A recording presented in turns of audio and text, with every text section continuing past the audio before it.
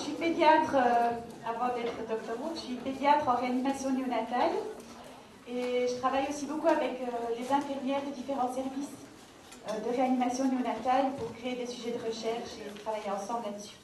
Donc, comme on aborde aujourd'hui les situations de vulnérabilité, la situation particulière et soignants en réanimation néonatale, et vous allez voir qu'il y a beaucoup de photos dans l'exposé pour revenir à des choses assez concrètes.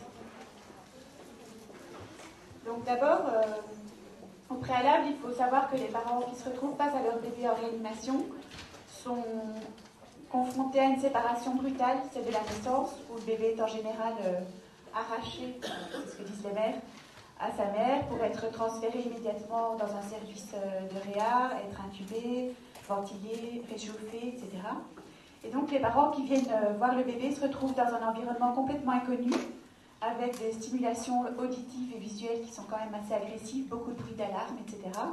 Et dans lesquels ils n'ont aucun repère par rapport au reste de leur vie. En fait, personne ne connaît ce monde de la réanimation et encore moins celui de la réanimation néonatale, avec toutes les machines très spécifiques, etc.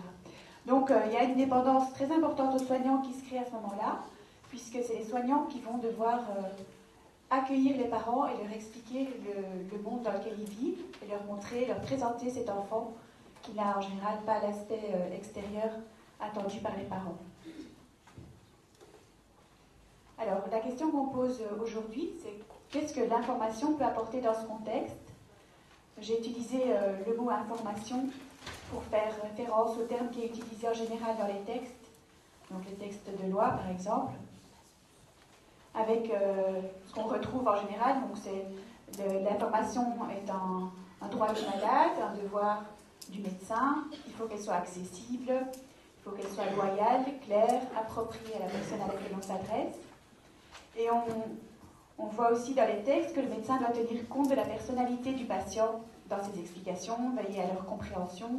Elle doit être destinée à éclairer le malade sur son état de santé, etc. Et donc, dans cette notion d'information telle qu'on la trouve dans les textes de loi, on ne perçoit pas du tout l'aspect d'une rencontre ou d'un dialogue, ni d'une position active de celui qui reçoit ces informations. On a plutôt l'impression qu'il s'agit d'un émetteur qui transmet des données à un receveur. Dans les écrits anglo-saxons, on ne retrouve pas tellement le terme information, mais plutôt le terme de communication, avec l'idée quand même d'un dialogue, d'une réponse à des questions que poserait l'autre, donc un passage d'une personne à l'autre dans les deux sens, et la notion d'écoute et de création d'une relation.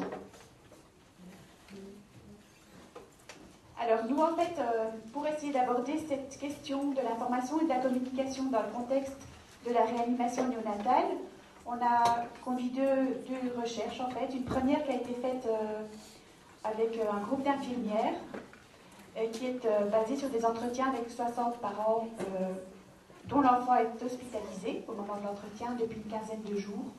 Et ce sont des bébés qui sont nés avant 32 semaines, donc avant 7 mois et demi de grossesse. La deuxième recherche sur laquelle on s'appuie, c'est une recherche, donc c'est celle que j'ai menée dans le cadre de ma thèse d'éthique, auprès de parents qui ont perdu leur bébé en réanimation 3 ans auparavant. Et donc, à partir de ces entretiens qui ont été réalisés avec tous ces parents, quand on étudie la partie qui concerne justement l'information, la communication, on remarque trois points assez importants.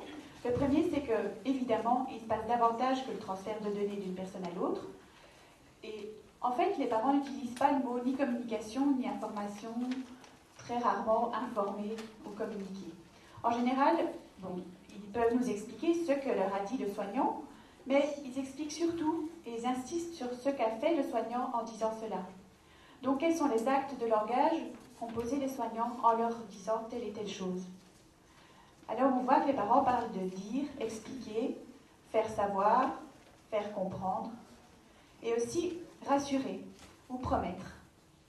Et donc, on comprend par exemple des phrases de parents telles que « Quand il m'a dit ça, j'ai compris qu'il voulait me rassurer ». Ou bien « En me disant ça, il s'engageait vraiment à ce que notre enfant ne souffre pas ». Et donc, simplement, la phrase telle qu'elle est construite avec les mots ne reflétait pas l'entièreté du message que les parents recevaient. Et en fait, les parents se situaient aussi en acteurs de cette compréhension.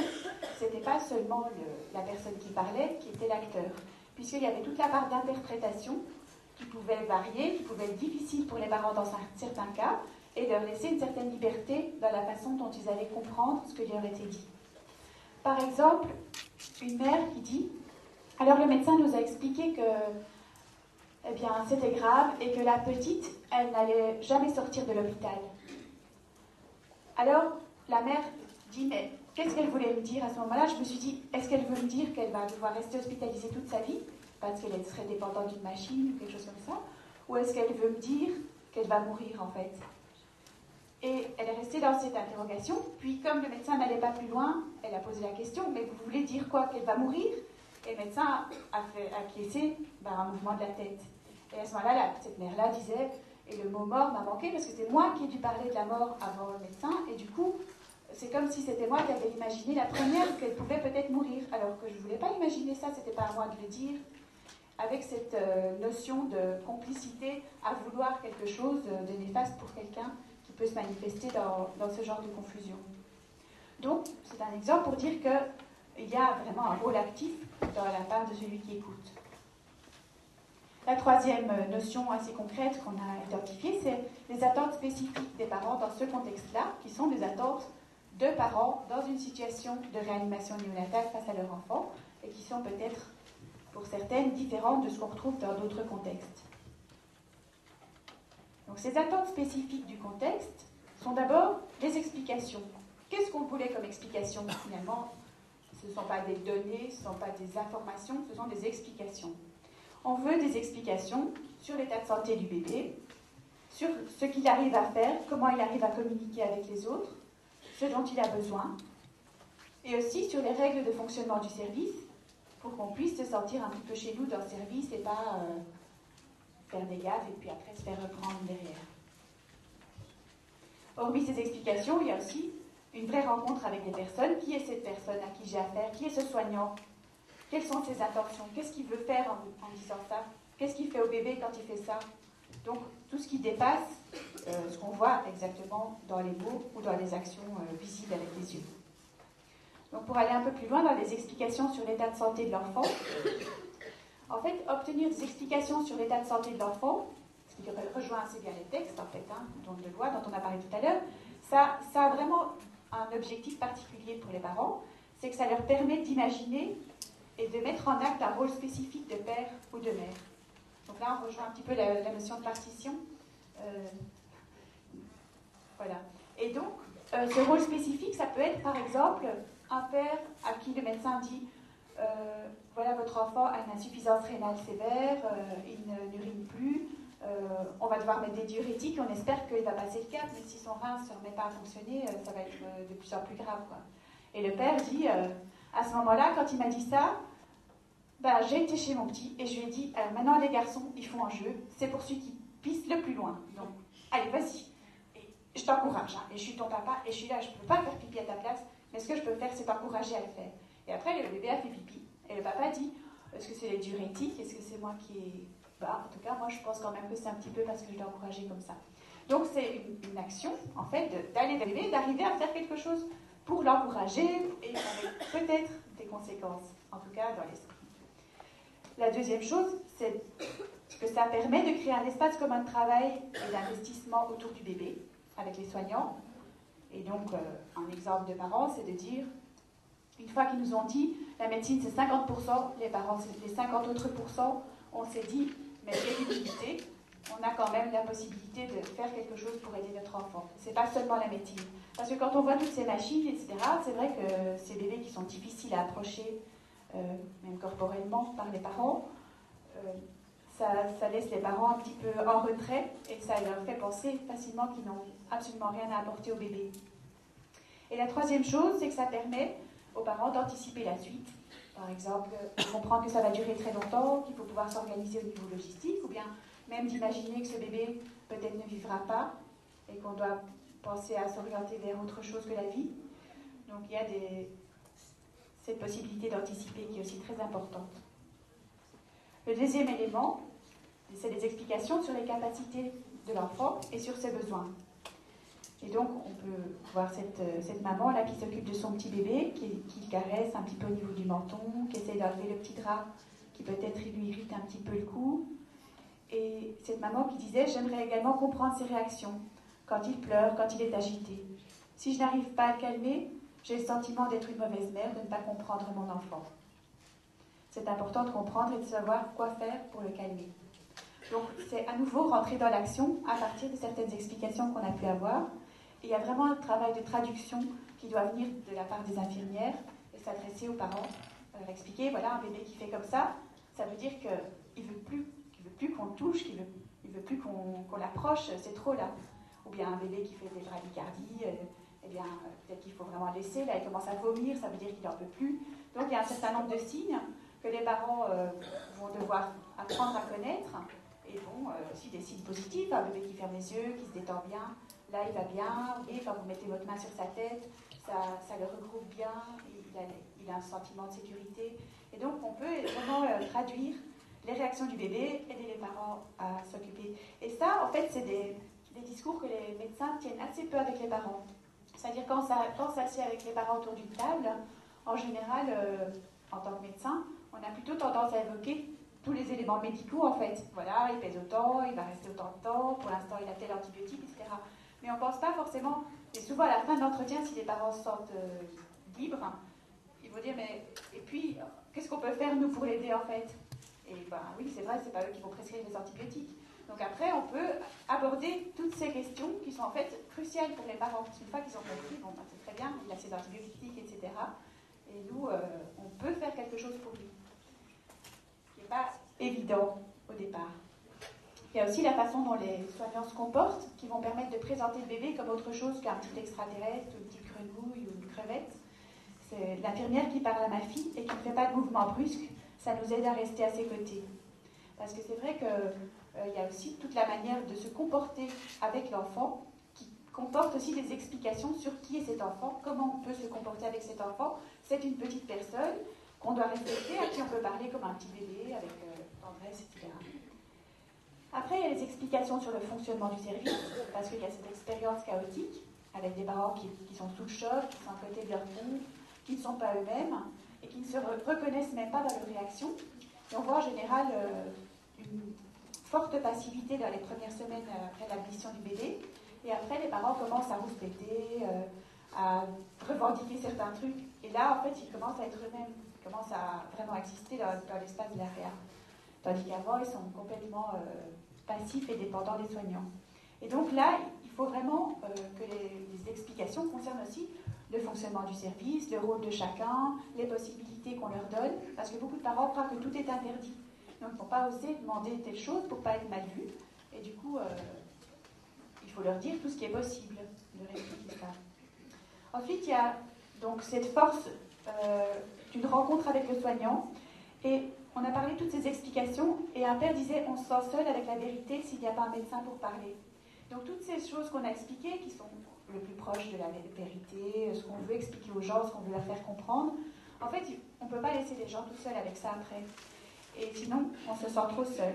Et donc, la force de cette rencontre, c'est de donner l'espoir aux parents qu'il y aura peut-être quelqu'un qui va vraiment les aider à supporter cette situation qui dure parfois plusieurs semaines ou même jusque 3 mois parfois, à tenir le coup, à obtenir des explications qui pourront créer des repères, et aussi à comprendre qui est cette personne à qui j'ai affaire là dans cette situation. Parce que finalement, toutes ces explications dont on a parlé, on sent bien que ça ne contient pas encore l'essentiel de ce qui est nécessaire dans la relation avec le soignant. Donc les parents jugent les soignants. Enfin, ils les jugent, ils ont une idée de qui est cette personne-là, pas spécialement comment elle est. Oh, elle est souriante, oh, elle est gentille. C'est surtout, cette fille, c'est une fille bien. Alors, c'est la globalité de la personne qui prend le dessus sur quelques petits signes qu'on a pu observer initialement. Et c'est au fur et à mesure qu'il y a des affinités qui vont se créer, mais de façon intuitive, comme ça, un peu assez discrète. Et finalement, les soignants regardent tout le temps comment les gens font, quelles peuvent être les intentions de cette infirmière qui touche comme ça, ce médecin qui nous dit ça, est-ce que c'est pour nous brusquer, est-ce que c'est pour nous nous embêter qu'il nous dit ça, ou bien pourquoi il nous dit ça comme ça aussi violemment. Donc en fait, il y a toujours cette question-là qui est derrière les explications et l'information qui est donnée. Donc il y a aussi la question de la confiance, évidemment. Et finalement, c'est cette espèce de permanence avec des attentions qui sont communes autour du bébé qui peut vraiment annuler une rencontre qui solidifie les parents dans cette situation.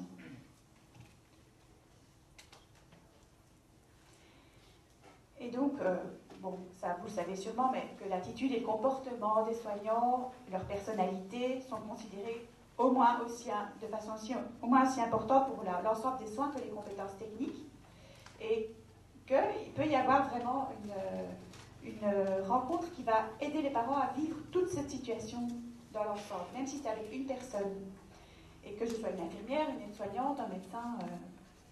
Donc, il y a des parents qui disent qu'il y a une disparité entre les infirmières au niveau de leur caractère, de voir les choses. Certaines sont très affectueuses avec les enfants, elles donnent beaucoup d'explications aux parents. Ça, c'est super parce qu'il y a un lien humain qui se crée. Mais elles disent aussi le contraire, c'est-à-dire il y en a qui sont brusques, qui, quand elles changent de bébé, elles mettent les pieds en l'air, elles glissent la couche, on a l'impression qu'il a mal au dos, etc. Et nous, on ne peut rien dire parce que sinon on va être mal vu. Et du coup, à ce moment-là, celle-là, on ne veut plus lui parler. Et si on pouvait demander à la surveillante que ce ne soit plus elle qui s'en occupe, on le demanderait. Mais, voilà, il y a des parents qui ont aussi cette expérience négative.